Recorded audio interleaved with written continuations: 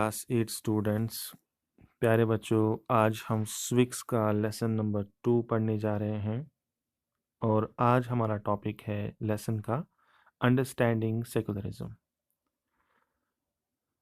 प्यारे बच्चों, इमेजिन कीजिए कि आप एक मुस्लिम या हिंदू कम्युनिटी से ताल्लुक़ रखते हैं और आप यूनाइटेड स्टेट्स ऑफ अमेरिका में रहते हैं, जहाँ पर क्रिश्चियनिटी बहुत ही ज़्यादा पावरफुल है, यानी क्रिश्चियनिटी मेजॉरिटी में है। अब सपोज कीजिए प्यारे बच्चों कि कोई भी यूएस का सिटीजन, अमेरिका का सिटीजन विलिंग नहीं है आपको घर किराए पे देने पे। आपको कैसा महसूस होगा? आपको बहुत गुस्सा आएगा और आप सोचेंगे कि इस डिस्क्रिमिनेशन के खिलाफ आप आवाज़ उठाएंगे, आप फाइट करना चाहेंगे और आपका ये भी मानना होगा, आपकी ये भी थिंकिंग जो है डेवलप हो जाएगी कि ऐसी कोई भी डिस्क्रिमिनेशन जो है नहीं होनी चाहिए कहीं पर भी दुनिया में, किसी भी कंट्री में, रिलीजन के बेसिस पे, मजहब के बेसिस पर, क्योंकि आप एक मुस्लिम या एक हिंदू कम्युनिटी से ताल्लुक़ रखते थे। इसी वजह से क्रिश्चियन ना होने की वजह से ही आपको शायद यूएस के सिटीजन्स ने अपना घर रेंट देने पर जो है इनकार कर दिया। और ये जब ऐसी सिचुएशन आती है किसी कंट्री में कि आपको या किसी भी इंसान को दुनिया में किसी भी कंट्री में रिलीजन के बेसिस पे डिस्क्रिमिनेट किया जाए, तो इसे हम रिलीजियस डिस्क्रिमिनेशन कहते हैं। प्यारे बच्चों, अब हम एक और कंट्री में जाते हैं, इसराइल। यहाँ पर हम यहूदियों को यानी ज्यूज़ को देखते हैं। तो ये भी देखा गया है कि ये अपने मुस्लिम्स को और अपने क्रिश्चियन माइनॉरिटीज़ को बहुत ही बैडली, बहुत ही बुरी तरह से ट्रीट करते हैं, बहुत ही बुरा सलूक करते हैं, क्योंकि इनका नंबर जो है इसराइल में मुस्लिम्स का और क्रिश्चियन माइनॉरिटीज़ का बहुत कम है, तभी ये माइनॉरिटीज़ हैं, जिसकी वजह से इनके साथ जो ज्यूज़ हैं इसराइल के, वो बहुत ही बुरा सलूक करते हैं। सऊदी अरब को ही देख लीजिए आप। लास्ट में अगर हम सऊदी अरब की एग्जांपल ले लें कि नॉन मुस्लिम्स जो हैं, जो बाकी रिलीजन्स के लोग हैं, जो मुस्लिम नहीं हैं, उनको इजाज़त नहीं है कि वो वहाँ पर टेंपल बनाएं, कोई मंदिर बनाएं या कोई चर्च बनाएं। इसकी इजाज़त सऊदीया में नहीं है।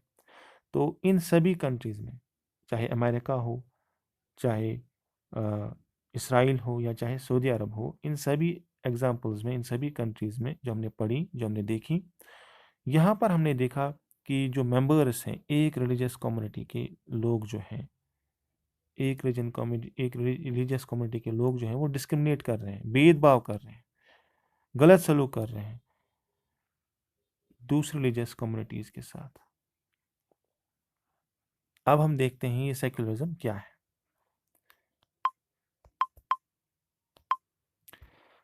प्यारे बच्चों, इंडियन कॉन्स्टिट्यूशन जो है ये अलाउ करता है, इजाज़त देता है इंडिविजुअल्स को, यानी लोगों को इजाज़त देता है अपने रिलीजन के साथ जीने की, जो रिलीजियस बिलीफ आपका है उसको, इसके साथ जीने की आपको इजाज़त देता है इंडियन कॉन्स्टिट्यूशन, और उसको प्रैक्टिस करने का, इसका भी फ्रीडम आपको मिलता है इंडियन कॉन्स्टिट्यूशन के ज़रिए से। अब ये सेक्युलरिज्म क्या है? प्यारे बच्चों, सेक्युलरिज्म रेफर करता है या इसकी डेफिनेशन ये है कि जब रिलीजन सेपरेट किया जाए, रिलीजन को अलग किया जाए स्टेट से, यानी रिलीजन को बिल्कुल अलग किया जाए, अलहदा किया जाए स्टेट से।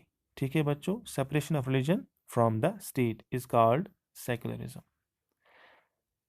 अब हम आगे बढ़ते हैं। इसका क्या मतलब हुआ कि रिलीजन को हमने सेपरेट किया, अलग किया स्टेट से? इसका मतलब ये है कि स्टेट जो है, यानी गवर्नमेंट जो है, स्टेट का मतलब यहाँ पर गवर्नमेंट, ये एनकरेज नहीं करेगा, यानी प्रमोट नहीं करेगा या डिस्क्रिमिनेट नहीं करेगा किसी के खिलाफ जो है, ये किसी के खिलाफ जो है स्टेट जो है डिस्क्रिमिनेट नहीं करेगी, जो है भेदभाव नहीं करेगी किसी भी रिलीजन के साथ। नहीं ये किसी रिलीजन को प्रमोट करेगा या इनकरेज करेगा, ना ही किसी रिलीजन को डिस्क्रिमिनेट करेगा, यानी उसके साथ गलत सलूक करेगा। और हर एक इंसान को राइट होगा कि वो अपने रिलीजन को फैलाए, अपने मजहब को फैलाए, अपने दीन को फैलाए और उसके साथ साथ अपने रिलीजन को प्रैक्टिस भी करे। तो ये था सेक्युलरिज्म के बारे में। अब हम बढ़ते हैं आगे और देखते हैं नेक्स्ट टॉपिक क्या है हमारा। Why is it important to separate religion from the state.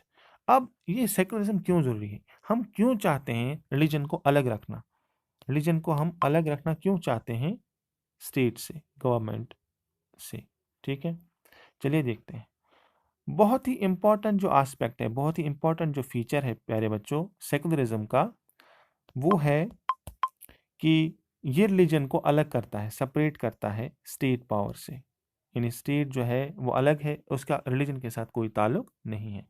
ये इसलिए इम्पॉर्टेंट है प्यारे बच्चों, क्योंकि जो भी मुल्क डेमोक्रेटिक है, जो भी मुल्क फंक्शन करना चाहता है डेमोक्रेटिकली, उसके लिए ज़रूरी है प्यारे बच्चों कि वो रिलीजन को अलग रखे, सेपरेट करे स्टेट पावर से। प्यारे बच्चों, जितनी भी कंट्रीज़ हैं दुनिया की, वर्ल्ड की, इनमें आपने देखा होगा एक से ज़्यादा रिलीजियस ग्रुप रहते हैं, more than one religious group जो है वो रहता है। और इन्हीं रिलीजियस ग्रुप्स में एक ग्रुप ऐसा रिलीजियस ग्रुप भी होता है जो मेजॉरिटी में होता है, जो मेजॉरिटी में होता है। ये मेजॉरिटी ग्रुप जो है डिस्क्रिमिनेट कर सकता है, भेदभाव कर सकता है, बदसलूकी कर सकता है बाकी रिलीजन्स के साथ जो माइनॉरिटी में आते हैं। और अगर इस मेजॉरिटी ग्रुप को पावर का तक एक्सेस हो, पहुंच हो, रीच हो इसका, यानी कि वो पावर में भी हो मेजॉरिटी ग्रुप, तो ऐसा भी हो सकता है कि ये किलिंग करे, यानी मारे रिलीजियस माइनॉरिटीज़ को। जो माइनॉरिटीज़ ग्रुप हैं जिनका जिनका जो रिलीजन है उन उसमें जो उनका नंबर है वो कम है, जैसे मुस्लिम्स हैं इंडिया में वो कम है तो माइनॉरिटी में आते हैं। कभी कभी ऐसा भी होता है कि दंगे फसाद होते हैं और हिंदू जो हैं वो मुस्लिम्स के साथ गलत सलूक करते हैं या उनकी किलिंग भी होती है।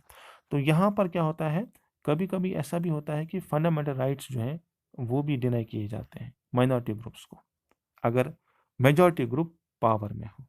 ठीक है मेरे बच्चों, इसी वजह से ये इम्पॉर्टेंट है, ये ज़रूरी है सेपरेट करना, अलग करना स्टेट को रिलीजन से, धर्म को, मजहब को स्टेट से, गवर्नमेंट से अलग करना इसलिए ज़रूरी है। अब इंडियन सेकुलरिज्म की बात हम करते हैं। What is Indian secularism? प्यारे बच्चों, इंडिया एक सेकुलर कंट्री है। इसका क्या मतलब हुआ? इसका मतलब ये हुआ प्यारे बच्चों कि जो भी इंडियंस हैं, जो भी हिंदुस्तानी लोग हैं, चाहे वो हिंदू है, चाहे वो मुस्लिम है, चाहे वो सिख रिलीजन से ताल्लुक़ रखते हैं, चाहे वो क्रिश्चियन है या बाकी किसी धर्म से ताल्लुक़ रखते हैं, इनको फ्रीडम है, आज़ादी दी गई है कि वो अपने रिलीजन को प्रैक्टिस कर सकते हैं आज़ादी से। वो अपने रिलीजन को प्रैक्टिस कर सकते हैं, इस पर चल सकते हैं, इसको फैला भी सकते हैं। और यही है इंडियन सेकुलरिज्म। 3 ऑब्जेक्टिव्स हैं सेकुलर स्टेट के according to Indian secularism. Indian secularism के हिसाब से सेकुलर स्टेट के 3 ऑब्जेक्टिव्स हैं। पहला ऑब्जेक्टिव है कि एक रिलीजियस कम्युनिटी डोमिनेट नहीं करेगी या कमांड नहीं करेगी दूसरी माइनॉरिटी रिलीजन ग्रुप को। ठीक है, दूसरा जो दूसरा ऑब्जेक्टिव है इंडियन सेकुलर स्टेट का, वो है दैट सम मेंबर्स, कुछ मेंबर जो हैं, डू नॉट डोमिनेट नहीं करेंगे अपने ही रिलीजन के, यानी सेम रिलीजन के लोगों को, जो अपने ही रिलीजन के किसी सेम रिलीजन के लोग हैं, वो अपने ही रिलीजन के लोगों पर धौंस नहीं जमाएंगे, उनको डोमिनेट नहीं करेंगे। ठीक है, जैसे हम देखते हैं अनटचेबिलिटी पहले थी हिंदू मजहब में, हिंदू रिलीजन में। तो उसमें क्या होता था कि ऊंची कास्ट के जो हिंदूज थे वो नीची कास्ट के, निचली कास्ट के हिंदूज के साथ, नीच कास्ट हिंदूज के साथ बहुत ही बुरा सलूक करते थे। पहले ऐसा था, लेकिन आर्टिकल 17 जब कॉन्स्टिट्यूशन में लाया गया तो प्रैक्टिस ऑफ अनटचेबिलिटी को बैन कर दिया गया। तो यही बात, यही प्रिंसिपल, यही रूल जो है यहाँ पर अपनाया जा रहा है, जो हमने अभी पढ़ा कि जो ऑब्जेक्टिव्स में आता है सेकुलर स्टेट का। दूसरा ऑब्जेक्टिव यही है कि जो मेंबर्स हैं एक ही रिलीजन के, सेम रिलीजन के, वो कमांड नहीं करेंगे अपने ही रिलीजन के किसी आदमी को, यानी डोमिनेट नहीं करेंगे किसी भी अपने रिलीजन के जो पर्सन को, वो डोमिनेट नहीं करेंगे। तीसरा ऑब्जेक्टिव क्या है? गवर्नमेंट की रिस्पॉन्सिबिलिटी है कि गवर्नमेंट को रन करे, चलाए, और यहाँ का जो जुडिशरी सिस्टम है, यानी सिस्टम ऑफ कोर्ट्स है, इसको भी जो है अच्छी तरह से रन करे। ये इंडियन सेकुलर स्टेट का तीसरा ऑब्जेक्टिव है। अब हम आते हैं फंडामेंटल राइट्स पर जो हमारे इंडियन कॉन्स्टिट्यूशन में दिए गए हैं। ये फंडामेंटल राइट्स क्यों रखे गए हैं? प्यारे बच्चों, ये प्रोटेक्ट करते हैं, यानी बचाते हैं सिटीजन्स को against absolute power of the state. State के पास बहुत सारे पावर्स हैं। स्टेट मतलब गवर्नमेंट, सेंट्रल गवर्नमेंट हो या स्टेट गवर्नमेंट, उनके पास बहुत सारे पावर्स हैं। अगर कभी ऐसा हो कि कोई गवर्नमेंट चाहे सेंटर में हो या स्टेट में हो, कोई ऐसा फैसला ले या कोई ऐसा रूल बनाए या कोई ऐसा लॉ बनाए, कोई ऐसा डिसीजन लिया जाए जिससे कि लोगों के फंडामेंटल राइट्स जो है वायलेट हो रहे हैं, क्या हो रहे हो, फंडामेंटल राइट्स वायलेट हो रहे हैं, तो उस वक्त स्टेट के खिलाफ लोग जा सकते हैं, गवर्नमेंट के खिलाफ लोग जा सकते हैं और जुडिशरी का जो है यानी कि कोर्ट्स में जो है जा सकते हैं, जुडिशरी का जो है सहारा ले सकते हैं और गवर्नमेंट के खिलाफ आवाज़ उठा सकते हैं। तो इसीलिए फंडामेंटल राइट्स रखे गए हैं ताकि हम अपने राइट्स को, फंडामेंटल राइट्स को प्रोटेक्ट कर सकें against the absolute power of the state. अब हम आते हैं कल्चरल एंड एजुकेशनल राइट्स पर। कल्चरल एंड एजुकेशनल राइट्स, ये उन रिलीजन्स को दिए गए हैं कल्चरल एंड एजुकेशन राइट जो माइनॉरिटी में आते हैं।